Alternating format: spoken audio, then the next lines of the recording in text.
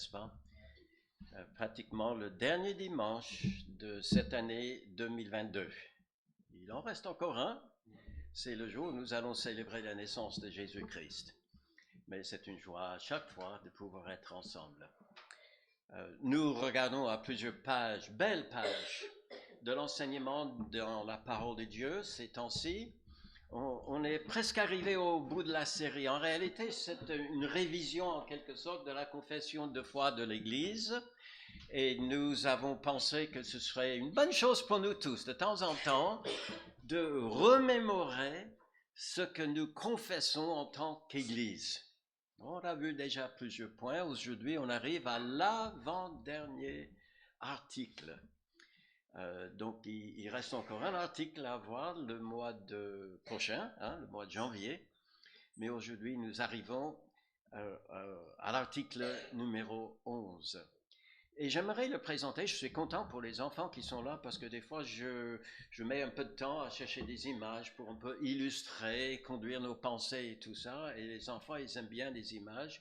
Alors, j'aimerais juste présenter ce point-ci en vous parlant, sans doute vous rappelant aussi, d'une histoire bien connue dans la parole de Dieu, mais que nous ne lisons pas autant que la naissance de Jésus-Christ, par exemple.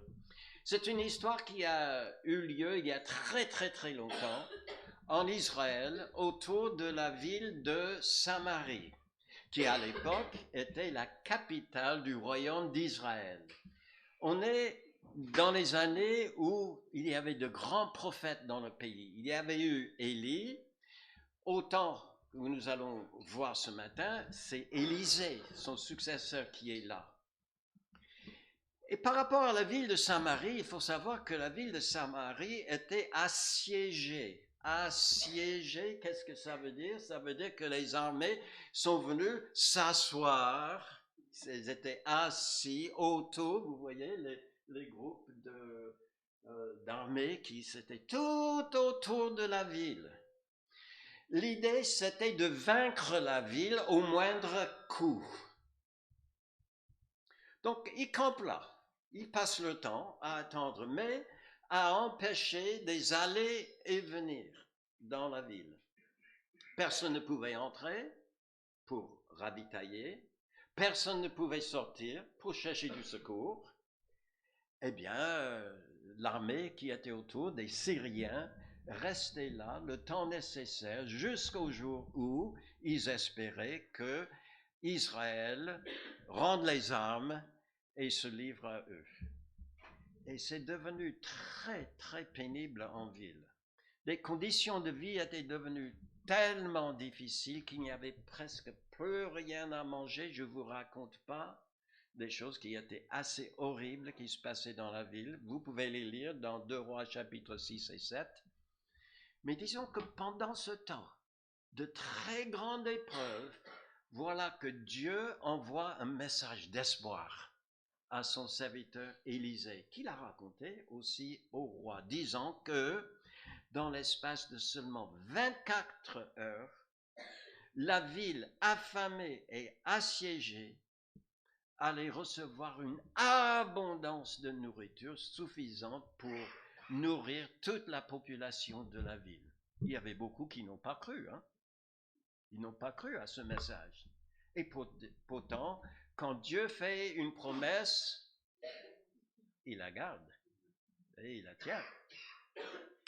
Et pendant la nuit, justement, pendant la nuit qui suivait, eh bien, les Syriens qui étaient campés tout autour de la ville, eh bien, ils ont entendu un bruit qu'ils ont pensé être des mercenaires que le roi d'Israël avait embauchés pour venir les attaquer. Et ils étaient pris de panique dans le noir. Ils sont partis en courant, vraiment en abandonnant tout sur le chemin. Ils ont absolument tout laissé.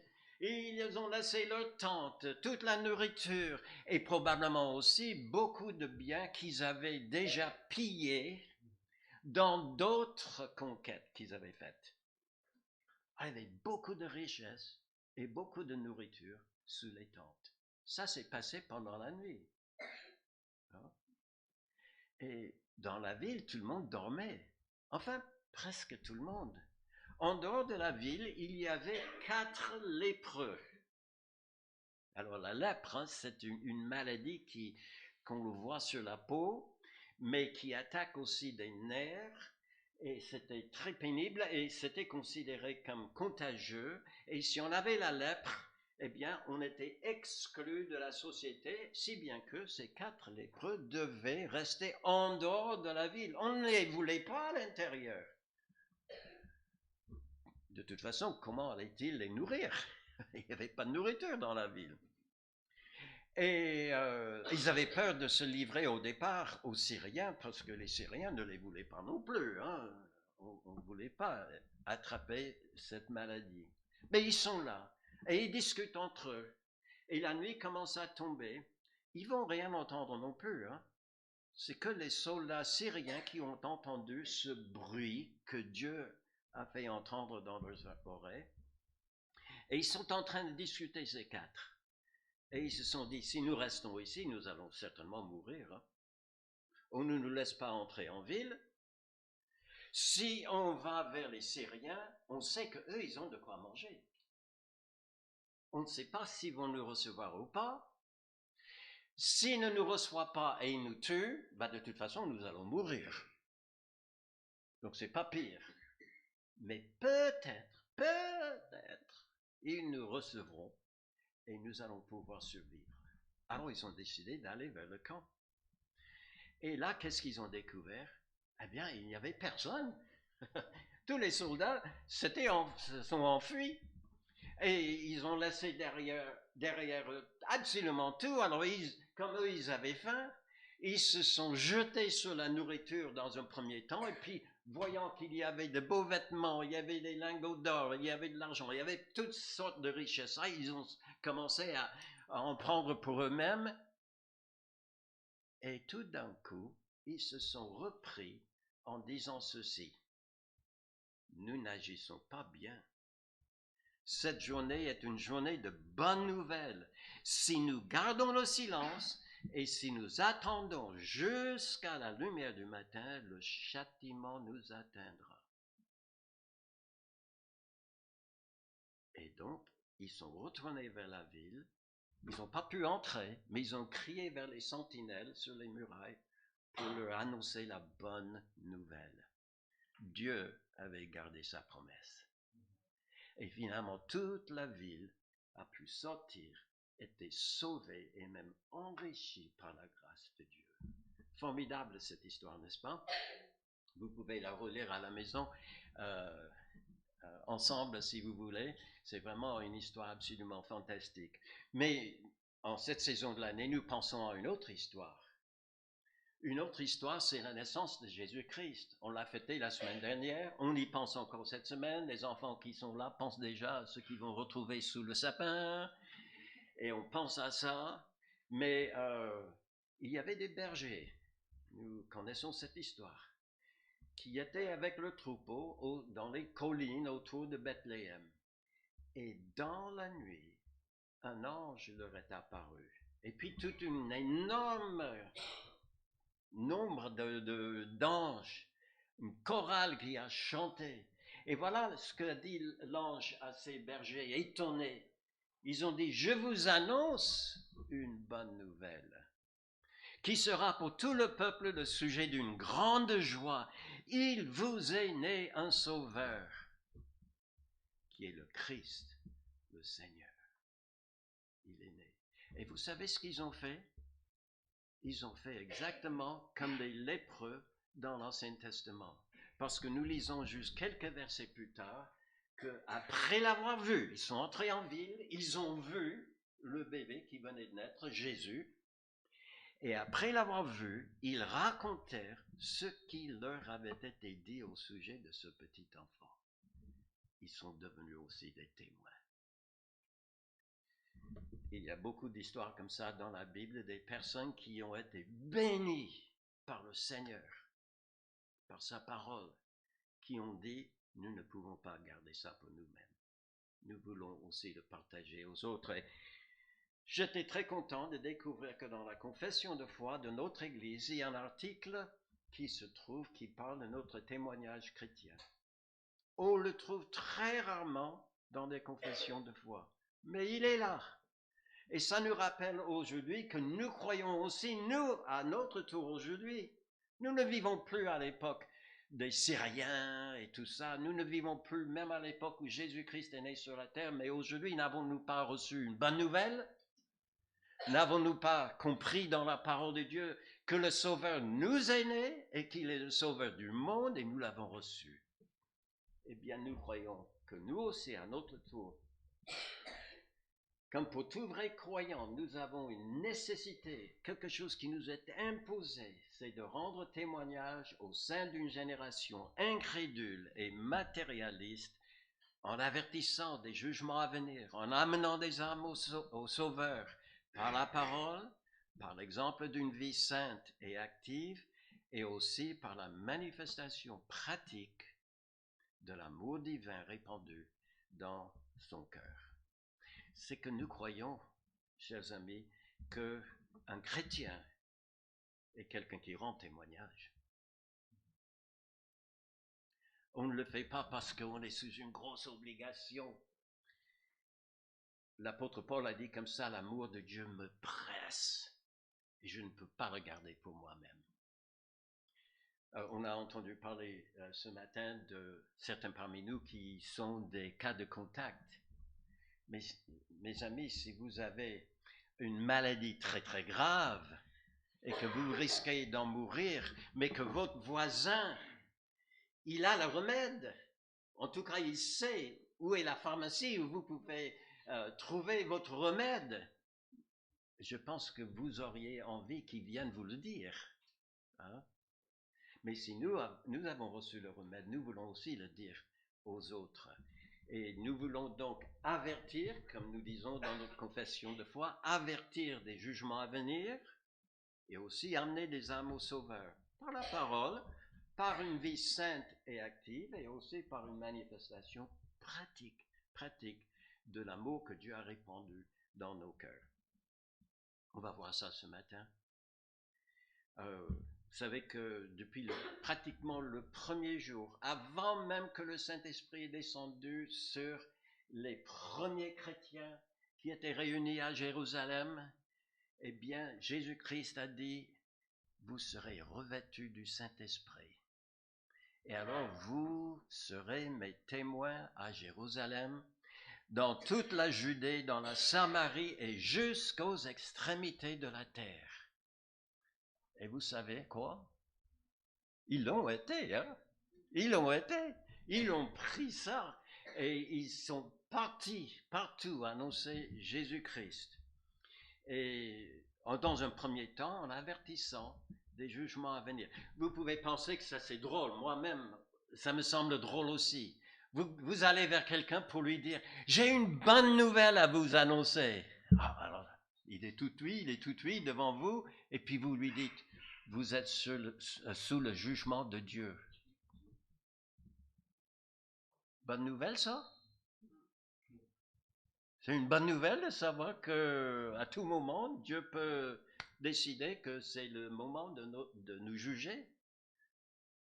Et pourtant, l'apôtre Paul, il a écrit beaucoup de choses que nous trouvons dans le Nouveau Testament, mais le livre dans lequel il développe le plus en détail l'évangile, la bonne nouvelle, commence comme ceci. La colère de Dieu se révèle du ciel contre toute impiété et toute injustice des hommes qui retiennent injustement la vérité captive. Le jugement de Dieu se révèle. Intéressant ce livre-là. Ça, c'est une petite phrase que vous pouvez trouver à plusieurs reprises tout au long de cet épître aux Romains, des choses que Dieu a révélées. Et la toute première chose, c'est que Dieu est en colère contre le pécheur et le jour va venir où il va juger. Il va juger. C'est pour cela que le salut est une si grande nouvelle, une si bonne nouvelle. C'est qu'il nous sauve de la colère de Dieu à venir. L'apôtre Paul a même dit ceci quand il a rencontré Corneille. Il lui a dit, Jésus, nous, parlant de lui-même et les autres apôtres, Jésus nous a ordonné de prêcher au peuple et d'attester que Dieu aime tout le monde. Est-ce que Dieu aime tout le monde? Oui. Mais est-ce que c'est ce que Dieu leur a demandé de dire? Dieu nous a ordonné de prêcher au peuple et d'attester que c'est lui, Jésus, qui était établi par Dieu, juge des vivants et des morts. Et quand il a rencontré ce Corneille, qui était un païen, qui avait entendu parler vaguement du Messie et des différentes choses qui étaient enseignées dans le judaïsme, mais qui voulait en savoir plus. Il a entendu parler de Pierre, il a fait venir Pierre chez lui. Et voilà ce que Pierre lui a dit. Dieu nous a ordonné de te dire, Corneille, que Dieu a établi quelqu'un pour être le juge. Nous devons encore l'annoncer aujourd'hui parce que la Bible est très très claire, mes amis. Il est réservé aux hommes de mourir et après quoi vient le jugement. Le jugement. Ou encore, comme Jésus a dit lui-même, celui qui me rejette et qui ne reçoit pas mes paroles à son juge. La parole que j'ai annoncée, c'est elle qui le jugera le dernier jour. Vous avez une Bible avec vous?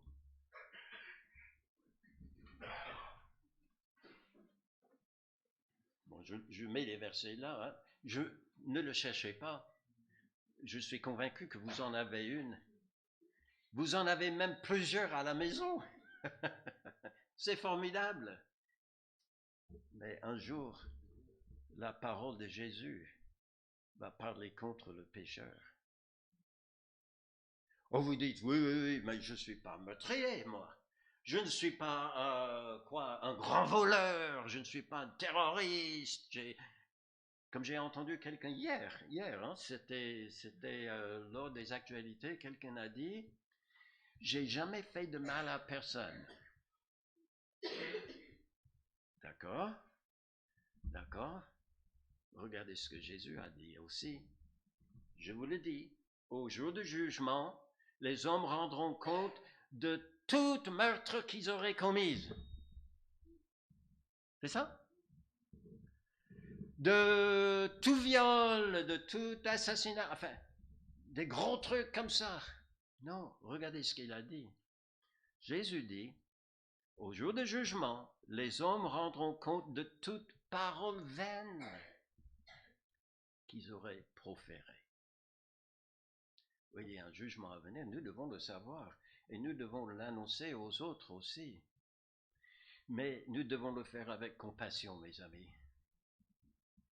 Le juge vient, Bible en main, pour juger.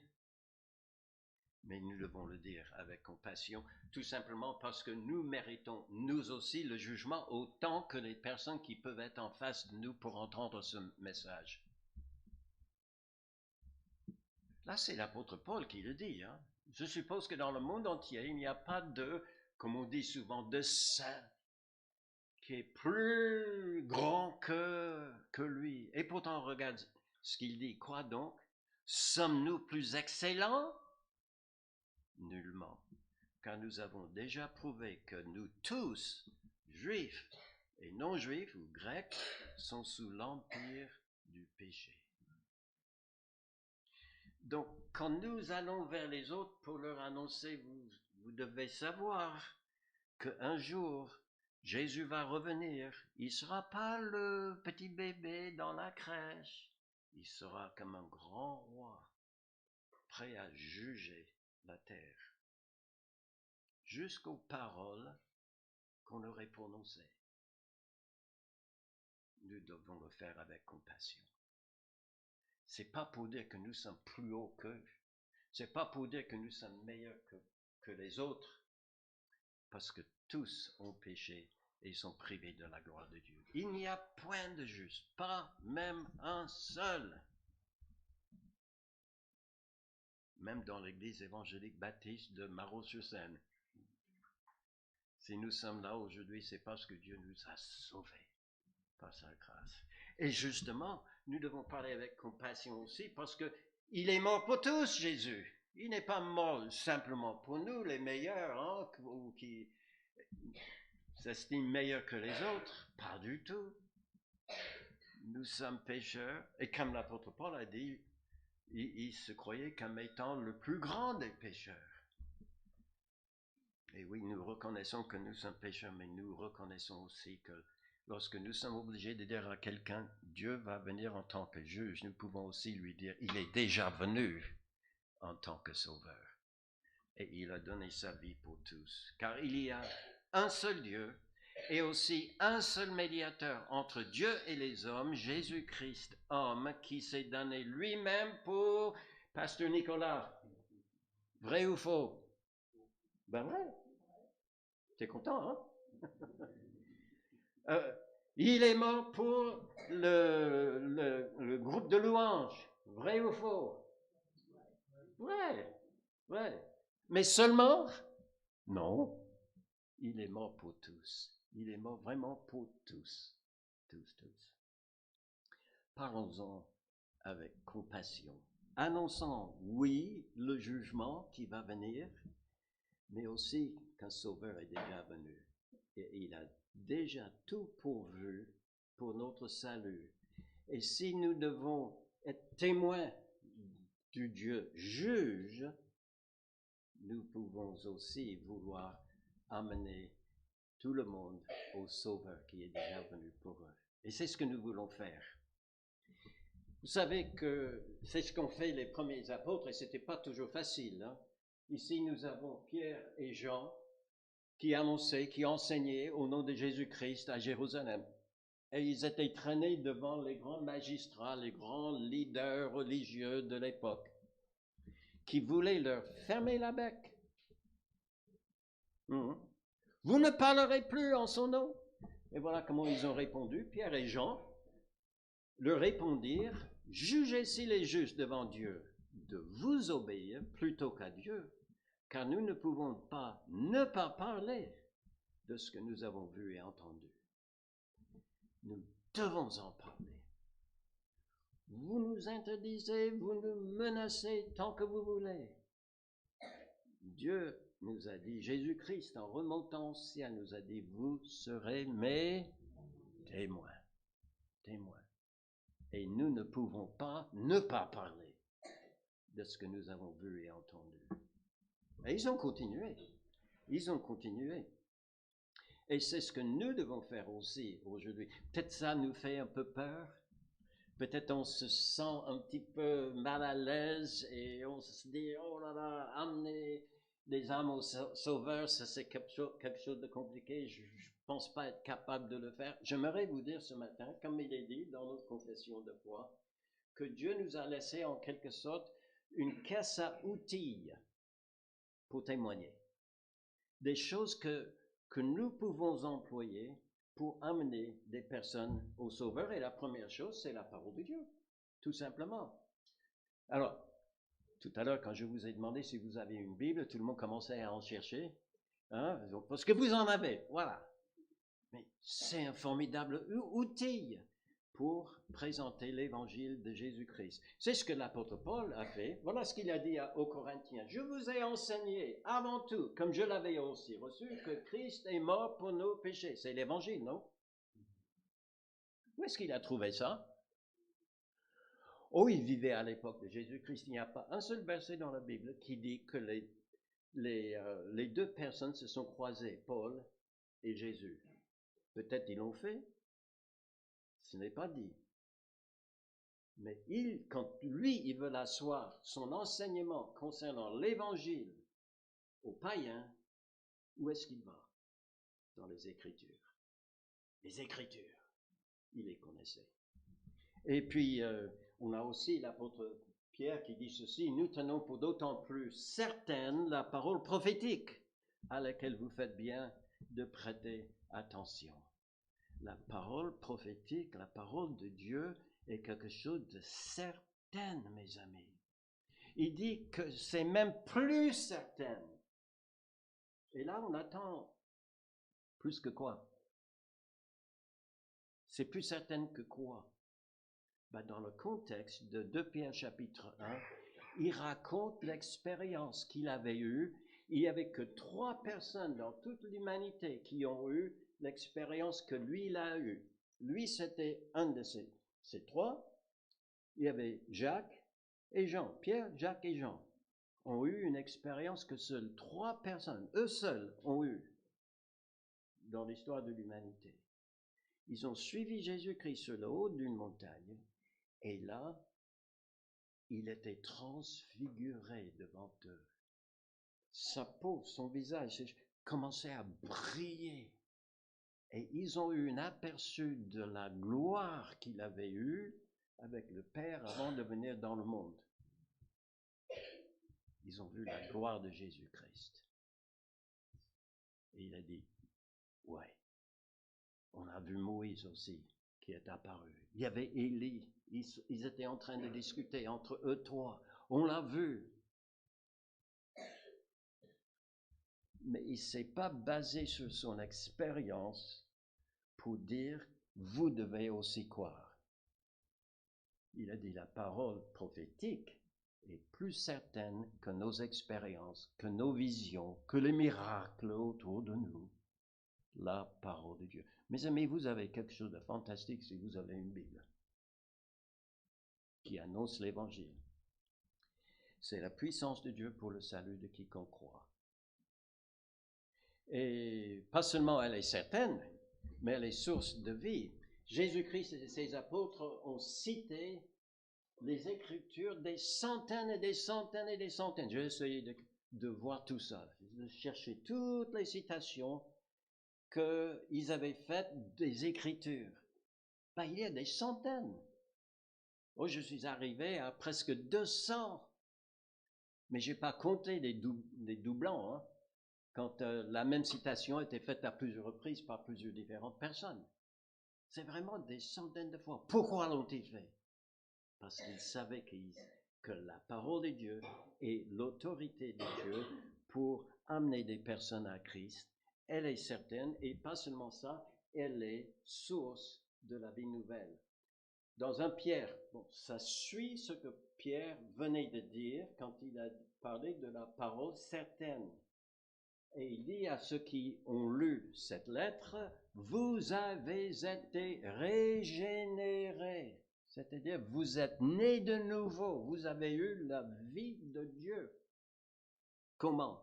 Ce n'était pas par une semence corruptible, mais par une semence incorruptible, laquelle? Par la parole vivante et permanente de Dieu. C'est-à-dire, ça a pu régénérer des personnes à l'époque, et comme elle est permanente, elle peut encore le faire aujourd'hui. Et vous pouvez l'utiliser. Et puis aussi, nous lisons que Jacques, il a eu exactement la même pensée. Hein? Jacques, il a dit, il parle de lui-même, pas des autres. Mais nous tous, qui avons été sauvés, nous avons été engendrés selon la volonté de Dieu. Par quoi? Par la parole de la vérité. Elle est certaine, cette parole. Quand la Bible dit, car quiconque croit au Seigneur Jésus sera sauvé. C'est vrai ou faux? C'est vrai. C'est vrai. Elle est encore vraie aujourd'hui. Et si vous ne connaissez que Jean 3,16, vous pouvez le dire avec moi. Car Dieu a tant aimé le monde qu'il a donné son Fils unique afin que quiconque croit en lui ne périsse point, mais qu'il ait la vie éternelle. Eh bien, cette parole est comme une semence que vous plantez dans le cœur de quelqu'un et elle est capable de germer jusqu'à la vie éternelle. Servez-vous-en. Servez-vous-en. C'est un outil que Dieu vous a donné. Et je dirais même que vous pouvez dans votre Bible, si vous pensez, mais j'ai du mal à me souvenir de ces versets, ben marquez-les. Trouvez un moyen de marquer. Il y en a qui ont des surligneurs, hein, qui marquent en jaune derrière, ou qui soulignent, ou qui mettent même un petit note dans la marge. Si ça vous intéresse, je ne vais pas le faire maintenant, mais je connais plusieurs versets que vous pouvez utiliser pour amener des gens à Christ, en présentant tout simplement la parole de Dieu. Et ça fait comme une chaîne de référence. Je peux vous montrer comment vous pouvez le marquer dans votre Bible. Mais trouvez un moyen pour vous aider, hein. Et chaque fois que Dieu vous donne l'occasion de le faire, vous sortez votre Bible, vous l'ouvrez, et c'est déjà marqué là, vous le montrez.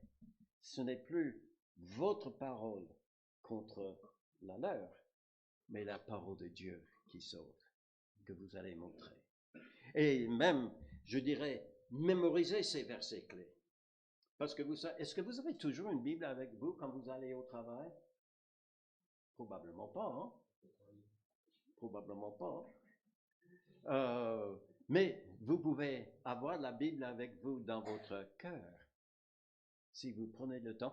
On a déjà cité Jean 3,16. C'est déjà commencé par là. Ce serait formidable si d'ici la fin de l'année, chacun d'entre nous ayons la possibilité de tout simplement réciter devant un ami, un voisin, un collègue de travail, peut-être un autre. Non, l'école est en vacances, n'est-ce pas? C'est ça? Peut-être vous connaissez des copains, des copines à l'école qui vivent pas trop loin de chez vous, mais que nous ayons chacun l'occasion de tout simplement utiliser la Bible pour annoncer le salut aux autres. C'est un formidable outil. Donc, savez-vous-en, c'est pas le seul outil. Ah, la caisse, elle est remplie, hein. La deuxième chose, c'est une vie sainte. Si nous disons aux autres que Dieu peut nous sauver de nos péchés, mais nous continuons à vivre dans le péché, ça va sonner creux, non? Oui. Alors, le simple fait que de laisser Dieu transformer notre vie de l'intérieur va venir appuyer notre témoignage quand Dieu nous donne l'occasion de le dire aux autres. Une vie sainte. Pierre, il a dit ceci, comme des enfants obéissants, et vous l'êtes tous, ne vous conformez pas aux convoitises que vous aviez autrefois quand vous étiez dans l'ignorance. Vous n'êtes plus dans l'ignorance, vous avez reçu la parole de Dieu. Vous savez comment Dieu veut que vous viviez. Mais puisque celui qui vous a appelé, c'est qui ça? Dieu. Dieu nous appelle à le suivre. C'est lui qui nous dirige vers son Fils pour mettre notre foi en lui. Celui qui vous a appelé est saint. Vous aussi soyez saints dans toute votre conduite, selon qu'il est écrit. Une citation encore des Écritures qui dit « Vous serez saints car je suis saint ». Oui. Mais est-ce que ça a un impact dans le ministère que Dieu me donne d'être un témoin pour lui? Ben oui. Paul, il y pensait. Il dit, c'est pourquoi, ayant ce ministère, selon la miséricorde qui nous a été faite, nous ne perdons pas courage. Apparemment, lui, il savait ce que c'était que d'essayer d'amener des âmes à Christ, mais qui ne voulait pas y aller, qui ne voulait pas suivre, qui ne voulait pas croire en Jésus-Christ. Mais il dit, malgré tout, nous ne perdons pas courage. Nous rejetons les choses honteuses qui se font en secret. Nous n'avons point de conduite astucieuse. Nous n'altérons point la parole de Dieu. Mais en publiant la vérité, nous nous recommandons à toute conscience d'homme devant Dieu. On annonce la parole de Dieu, mais nous sommes là aussi et notre façon de vivre nous recommande à la conscience des hommes. Et notre vie de sainteté est quelque chose qui peut nous aider aussi dans notre témoignage. Et puis, il faut que ce soit quelque chose d'actif. Hein? Notre vie sainte et active, nous disons dans notre confession de foi. Parce qu'il ne suffit pas simplement d'avoir la grosse tête et ne pas vivre selon ce que nous savons. Alors, il faut vivre selon la sainteté, mais pas seulement. La Bible dit, si nous vivons par l'Esprit, et si nous avons reçu Jésus-Christ, en entendant la parole de la vérité qui nous a été annoncée, qui était comme une semence plantée dans notre cœur, et qui nous a régénérés, nous vivons donc maintenant par l'Esprit, eh bien, que devons-nous faire? marchez aussi par l'Esprit. Hein? Si nous vivons par l'Esprit, marchons aussi selon l'Esprit. Et si nous marchons selon l'Esprit, qu'est-ce qui produit en nous? Eh bien, tout son fruit. Il y a l'amour, la joie, la paix, la patience, la bonté, la bienveillance, la foi, la douceur, la maîtrise de soi. C'est bien plus que simplement la sainteté. Il faut être saint. Mais il faut aussi être rempli d'amour pour notre prochain, n'est-ce pas? Oui. C'est bien d'être saint et d'être rempli d'amour, mais de la joie, est-ce que nous en avons? Est-ce que vous êtes heureux d'être à Jésus-Christ, d'avoir reçu la vie éternelle? Eh bien, n'ayez pas peur de le manifester. Hein? Et quand vous parlez de Jésus-Christ, vous n'allez pas dire à quelqu'un, j'aimerais peut-être vous dire juste un petit mot aujourd'hui, si vous acceptez. Non, vous allez être comme ces lépreux qui ont découvert des quantités énormes de nourriture à le présenter aux autres. Vous allez être comme ces bergers qui ont dit, nous l'avons vu, le Christ, il est là. Vous avez de la joie, la paix dans votre cœur, la patience, la bonté, toutes ces qualités. Le Saint-Esprit vous aidera à développer ça dans votre vie. Et comme Paul, il a dit dans Philippiens chapitre 2, ainsi mes bien-aimés, comme vous avez toujours obéi, mettez en œuvre votre salut. J'aimerais bien que vous voyiez ce qu'il dit. Il ne dit pas, mettez-vous en œuvre pour obtenir le salut. Mais si vous avez le salut, mettez-le en œuvre. Pratiquez-le. Mais comment on fait ça? Eh bien, de nouveau, ce qui aide beaucoup dans la compréhension des versets dans la Bible, c'est de voir les versets autour. Et dans les versets autour de cela, Paul nous dit, Dieu va faire ce vouloir et le faire en nous faisant suivre l'exemple de Christ. Tout simplement. Et dans tout le chapitre 2 de Philippiens, la bonne moitié de ce chapitre, il est en train de parler de Jésus-Christ. Le thème de ce matin, c'est « Contemplons le Fils de Dieu ». Oui, prenons le temps de voir comment il était dans toute sa vie, en lisant dans les évangiles. Eh bien, juste un petit résumé, dans ces quelques versets, dans Philippiens, on parle de son amour pour le prochain. Il n'y avait personne qui était un étranger pour Jésus, il était prêt à s'approcher de tout le monde. Il était un homme d'humilité, qui avait une vie de service, qui faisait même des sacrifices personnels pour le bien des autres. Et tout cela, est-ce que vous avez un souvenir dans la Bible où il est marqué que Jésus a murmuré? Non, il ne le faisait pas. Ou un jour où quelqu'un est venu pour lui dire ma fille ou mon fils qui est tourmenté par un démon, par exemple, venez. Il dit, je suis assez occupé, hein, je vais voir si je peux mettre ça sur mon agenda dans quelques... Non, il y a sans murmure ni hésitation. Ah oui. Et en agissant comme lui, il agit, eh bien, nous mettons en œuvre le salut que Dieu nous a donné. Et c'est tellement important parce que vous savez, pour le témoignage, les actes parlent souvent plus fort que les paroles. Vous pouvez citer Jean 3,16 ou un autre verset comme ça. C'est bien, faites-le. Mais si votre vie n'est pas en accord avec, eh bien, c'est ça qu'ils vont entendre beaucoup plus que vos paroles.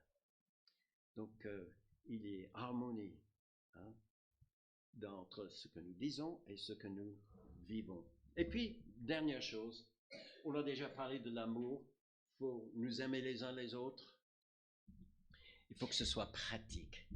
La Bible dit, tu aimeras ton prochain comme toi-même. Premier commandement de toute la Bible, hein? Tu aimeras ton prochain. Non, ça c'est le deuxième. Le premier c'est, tu aimeras le Seigneur ton Dieu Et le deuxième est ton prochain comme toi-même. Voilà. Toute la loi est résumée là. C'est très simple. Mais la Bible dit aussi que nous ne devons pas aimer en parole seulement et avec la langue. Ah, je vous aime bien. J'étais une fois à la fin d'une camp de jeunes et nous tous qui étions un peu animateurs, nous étions en fin de cette colonie-là, on était en train de ranger tout et les uns partaient après les autres, etc. Et puis j'avais un collègue qui a dit, à l'année prochaine, je vous aime tous. Et puis il a dit à voix basse, je les aime bien parce que je ne suis pas souvent avec eux.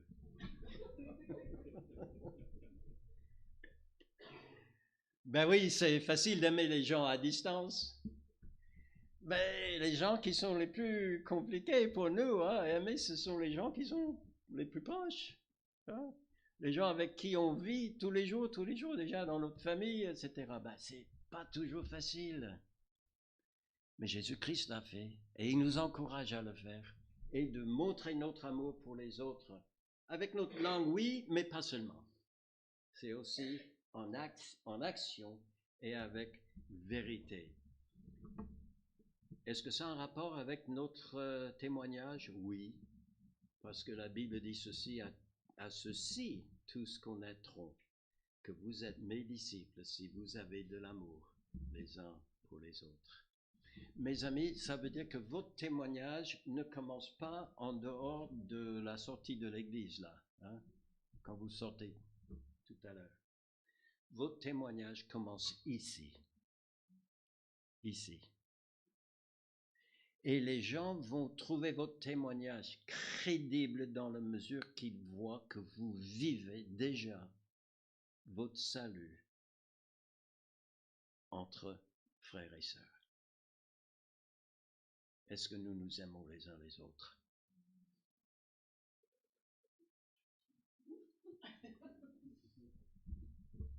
Je vous laisse chacun de répondre pour soi-même. Je ne suis pas là pour pointer qui que ce soit parce que j'ai d'autres droits qui me visent en même temps.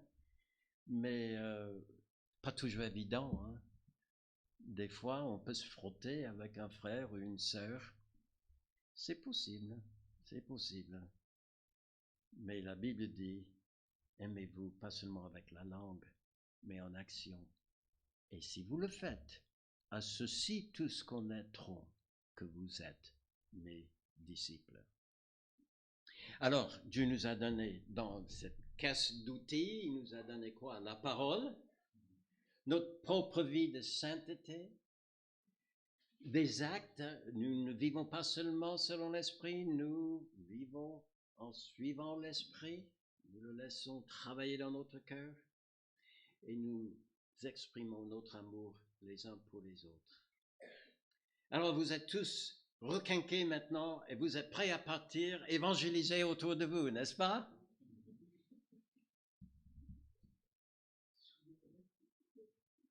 Peut-être vous êtes encore un peu nerveux par rapport à ça. Si vous êtes comme moi, je suis un peu timide. Ou je peux me cacher derrière un pupitre comme ça et parler dans le haut-parleur devant. Mais quand il s'agit d'aller rencontrer quelqu'un en particulier et que face à face, je peux être timide. Pas vous? Oui, ça peut être nerveux. Ça peut nous rendre un peu inquiets par rapport à notre témoignage. Et c'est pour cela que j'aimerais vous laisser, non pas seulement avec une caisse à outils, mais quelque chose qui n'est pas dit dans notre confession de foi, mais qui est une vérité de la parole de Dieu. C'est que le jour où Jésus-Christ a dit à ses disciples, allez, faites de toutes les nations des disciples, il a aussi dit ceci. Et voici, je suis avec vous tous les jours. Et ça jusqu'à la fin du monde. Vous savez, quand vous évangélisez, quand vous dites par la grâce de Dieu, c'est vrai que je suis un peu craintif, mais je ne veux pas être dominé par mes craintes. Je veux, si Dieu me donne l'occasion aujourd'hui, c'est un sujet pour lequel je prie tous les jours. Donne-moi aujourd'hui, Seigneur, une occasion de témoigner. Parce que le problème, c'est souvent que Dieu, il met des personnes devant moi, je ne les vois pas. Ou j'oublie de tendre un traité peut-être, ou de dire un mot. Il faut que ça commence en moi. Mais vous savez que lorsque vous prenez le courage et Dieu vous montre, voilà un voisin, voilà un collègue, voilà un ami à l'école auquel vous pouvez annoncer l'évangile, vous ne le ferez jamais seul. Que ce soit lundi, mardi, mercredi, jeudi, vendredi, samedi ou dimanche, parce qu'il est avec nous tous les jours jusqu'à la fin du monde. Alors, mes amis, avec lui, vous pouvez être ce témoin que chaque chrétien doit l'être. Prions. Merci notre Dieu pour ta grâce envers nous. Merci parce que c'est vrai, en nous-mêmes, Seigneur, nous sommes comme Timothée dans la Bible, qui devait être encouragé aussi parce que c'était un jeune homme qui était un peu timide. Et merci de ce que l'esprit que tu nous as donné n'est pas un esprit de timidité, mais tu peux nous accompagner, tu peux remplir nos bouches, tu peux nous donner du courage, Seigneur. Et je te prie que tu nous rendes tous, Seigneur, des témoins comme ces lépreux autrefois, comme ces simples bergers qui ont annoncé que Christ est là.